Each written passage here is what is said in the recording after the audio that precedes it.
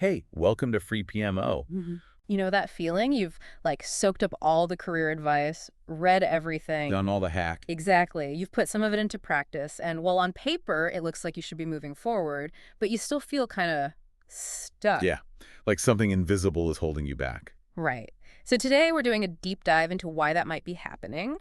And it's probably not what you'd guess. It's a really common frustration, actually. Yeah. It touches on something pretty fundamental about how we, operate. We spend so much time getting the knowledge, the strategies, Yeah. the what to do, Mm-hmm. but then the execution just, well, it doesn't always line up. The article we're digging into today is Know All the Career Hacks, but Still Stuck. Yeah. Maybe your brain's autopilot needs a tune-up. Okay. And it gives us this really interesting way to look at that gap. So our mission today is basically to explore this whole idea of the brain's autopilot. Right. And how those automatic reactions we have can, maybe without us even realizing it, sabotage our best career plans. Okay, this autopilot thing. The article frames it really clearly using Daniel Kahneman's work, the Nobel laureate. Yes, the two systems of thinking. System 1, which they call the gut reaction driver, and System 2, the rational thinker driver. Let's maybe break that down a bit. What are the main differences? How do they work? Okay, so think of System 1 as like your brain's express lane. It's fast, it's intuitive, very driven by emotions, habits. Yeah. It works pretty much automatically, Doesn't take much effort. That's your gut feeling, basically. System 2, that's the slow lane. It's deliberate. It's logical, analytical. It's the system you use when you're really tackling something complex or making a conscious choice or, really focusing. Right. Okay, so System 2 is the part of us that's carefully reading all that career advice, making plans. Exactly. But here's the kicker from the article, a stat that really made me pause. They estimate System 1, this fast gut reaction thing, is running the show for about 90% of our daily actions. 90%. Science. 90. When you hear that, it makes you think, well, how much are our conscious plans actually driving things day to day? It seems surprisingly high, doesn't it? But think about how much of your day is just routine. True. Getting ready, commuting maybe, the way you interact with people you work with. System 1 handles all that super efficiently. It frees up your brain power for the harder stuff. Okay. But the problem comes up when those automatic responses, the ones baked in, aren't really helping us reach our professional goals, or they clash with the knowledge we've, consciously learned. Exactly. And the article gives some really good, relatable examples of this disconnect. Let's talk about the first one. Brenda, your manager, gives you some, let's say, mild feedback on a project. Okay. How does that gut reaction driver, System 1, typically react in that kind of moment? Oh, yeah. So even if the feedback is actually constructive, maybe pretty minor. System 1 can just, boom, trigger this whole cascade of fear. You might instantly think, oh, no, I messed up, or she's unhappy, or even, as the anxiety kind of spirals, is my job on the line? Wow, okay. And this can lead straight into automatic behaviors, right? Getting defensive, maybe interrupting to justify everything. Well, the opposite, just total people-pleasing. Exactly. Agreeing with absolutely everything Brenda says without really taking in the actual point of the feedback. And what would our more rational System 2 ideally be doing there? What's the better way it could handle it? Well, ideally, System 2 would, encourage you to take a breath, step back mentally, process the feedback more objectively. Analyze it. Yeah, analyze the specifics. Try to understand Brenda's viewpoint, why she's suggesting this. Then it could help you put together a considered response, maybe ask some clarifying questions. Make sure you get it. Right. Acknowledge the valid points, suggest how you'll improve. But, and this is the key point the article makes, those first few seconds, they're often totally dominated by System 1's freak out. And that can just derail a potentially good conversation before System 2 even really boots up. Right. So that chance for a real helpful discussion just gets lost because our first reaction took over. Okay, second scenario. Dave from accounting. He's questioning your budget request in a team meeting. Ah, yes, the budget meeting. How might that gut reaction driver, rear its head in that kind of situation? It can feel a bit like an attack, right? Absolutely. When you feel like your work or your judgment or maybe your team's needs are being challenged publicly, System 1 can switch into fight mode really fast. That immediate feeling might be defensiveness, maybe even a flash of anger. Okay.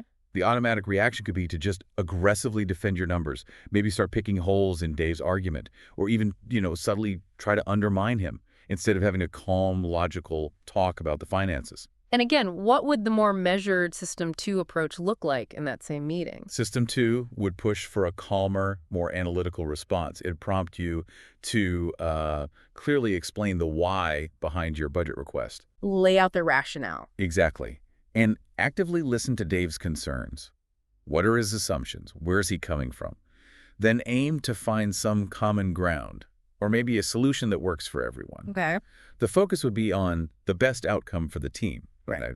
Even if it means tweaking your original plan a bit. But the article really nails this point.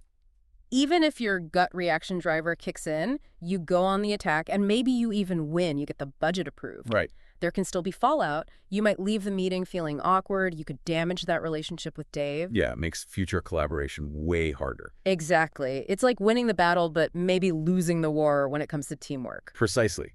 And this really gets to the core insight of the article, I think. We spend so much time and energy developing our rational thinker, our System 2. Learning new skills, getting industry knowledge, understanding best practices. All the logical stuff. All the logical stuff. But we often just completely ignore how powerful our gut reaction driver, System 1, really is. And as these examples show, it's often the one calling the shots in those crucial moments at work. So all that knowledge we carefully gathered with System 2, it doesn't automatically mean we act effectively if System 1 is still running on these unhelpful old programs. It's kind of like having this amazing high-tech GPS that's System 2, but your foot is just jammed on the accelerator based on some really old, outdated map from System 1. That's a great analogy, actually. And the article basically argues that real, lasting career growth isn't just about piling up more knowledge or finding more hacks. Right. It's fundamentally about consciously tackling and essentially reprogramming those automatic reactions. It's about actively, upgrading our instincts. Okay, upgrading instincts. That sounds vital, but maybe a bit challenging. How do we actually do that? What does the article suggest for, tuning up this autopilot? How do we get System 1 to play nicer with System 2's plans? Well, the first step, and it's the most critical, is awareness. Just becoming aware. The article really hammers this. Learn to catch that autopilot in the act. Okay. This means paying much closer attention to your initial impulses, those almost subconscious feelings when you hit those trigger situations, pressure, criticism, conflict. What's the very first thought that pops into your head? Yeah. What do you feel physically? Heart rate up, muscles tense. Just noticing that. So it's about consciously observing that first knee-jerk thing, that gut hit, instead of just instantly acting on it without thinking. Exactly. And once you start spotting those initial reactions, the next key thing is a bit of self-reflection. Take a moment, even just a few seconds. Ask yourself, is this immediate urge actually helpful right now in this specific situation? Does it line up with my bigger professional goals? Or is it just some old habit, an ingrained response that isn't really serving me anymore? And then the article brings in this technique, which I like the sound of the mental pause button. That's evocative. How do we use that?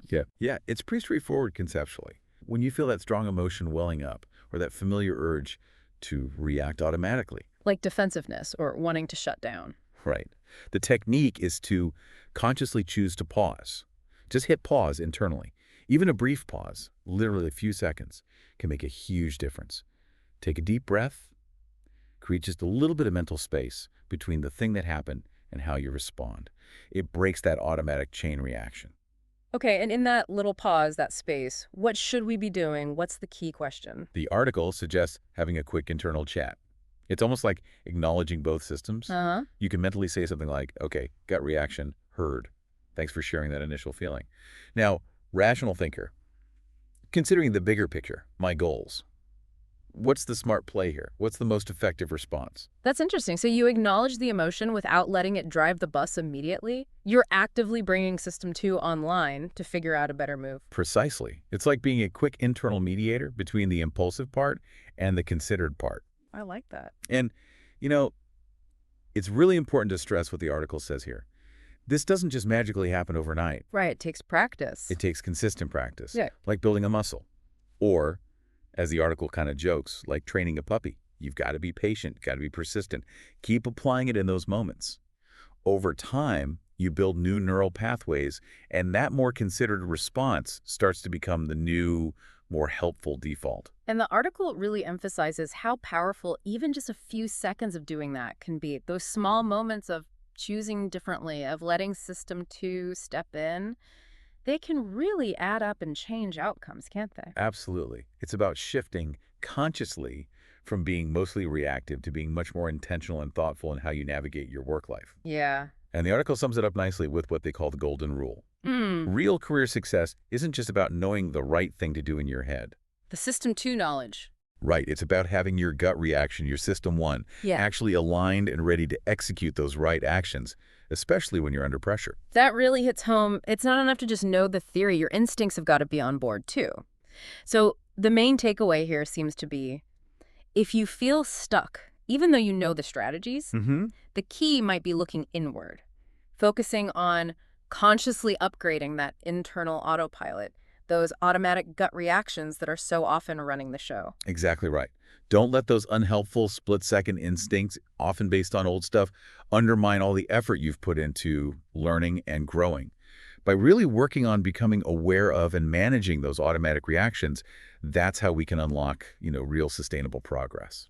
So as we wrap up this deep dive, maybe something for everyone listening to think about. Consider a recent work interaction, that feedback chat, that budget meeting, maybe just an unexpected question where you felt that gut reaction driver kind of grab the wheel. What might have played out differently if your rational thinker had stepped in, even just for a second earlier? And maybe think about one small step, just one practical thing you could try this week to get a bit more aware of your own autopilot when it kicks in. Yeah. It's all about just starting to notice it, catching it in the act, and beginning that really interesting process of upgrading those crucial instincts.